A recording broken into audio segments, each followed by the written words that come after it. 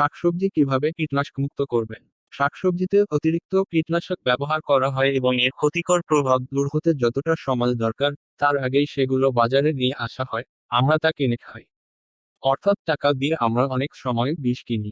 এই অভিশাপ থেকে বাঁচার একটি উপায় হলো রান্নার আগে কলের পানিতে ভালোভাবে শাকসবজি ধুয়ে নেওয়া। সাধারণভাবে ধোয়া হয়, কিন্তু কলের পানি জোরে ছেড়ে অথবা পাত্রের পানিতে কিছুক্ষণ ঘষে ধুয়ে নিলে কীটনাশক ও অন্যান্য জীবাণু অনেকাংশেই দূর করা যায়। কয়েক বছর আগে যুক্তরাষ্ট্রের কানেকটিকাট এগ্রিকালচারাল এক্সপেরিমেন্ট স্টেশনে কৃষি বিজ্ঞানীরা লেটুস পাতা, স্ট্রবেরি ও টমেটোর 196টি নমুনা নিয়ে পরীক্ষা করেন। এগুলোর এক অংশ কলের পানিতে 1 মিনিট ধোয়া হয় ও অপর অংশ 1% পালমোলিভ সলিউশনে ধোয়া হয়। দেখা গেছে, পানিতে ধোয়া সবজিতে 12টি কীটনাশকের অবশেষের মধ্যে 9টি উল্লেখযোগ্যভাবে অপসারিত হয়েছে। বিজ্ঞানীরা বলছেন, একে সাবানের ধোয়ার মতোই কার্যকর বলা চলে। এখানে কতক্ষণ ধোয়া হয়েছে সেটা আসল ব্যাপার না, কলের পানির নিচে পাতা বা সবজি ঘষে ঘষে ধোয়া হয়েছে কিনা, সেটাই মূল ব্যাপার। শাকসবজিতে কীটনাশক ব্যবহারের পর অন্তত 3 সপ্তাহ সময় পার না হলে তা বাজারে বিক্রি করার নিয়ম নেই।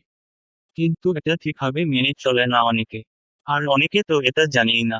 আজকাল রাসায়নিক সার বা ওষুধ ব্যবহার না করে প্রাকৃতিক সার ও কীটনাশক পদ্ধতি ব্যবহারের মাধ্যমে শাকসবজি উৎপাদনের উদ্যোগ বাড়ছে।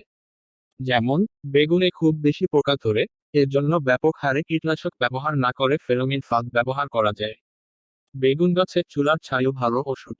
নিমের পাতা সেদ্ধ পানি ছিটিয়ে পোকা দমন করার পদ্ধতি অনেক আগে থেকেই আমাদের কৃষিতে প্রচলিত। মাটিতে গোবর সারের ব্যবহারও কম নয়। এভাবে উৎপাদিত অর্গানিক শাকসবজি ও খাদ্যদ্রব্যের চাহিদা বাড়ছে। কিন্তু অর্গানিক পণ্য কতটা সততার সঙ্গে উৎপাদন করা হয়েছে, সে প্রশ্ন থেকেই যায়। তাই পানিতে ঘষে মেজে ধুয়ে নেওয়াই শ্রেয়।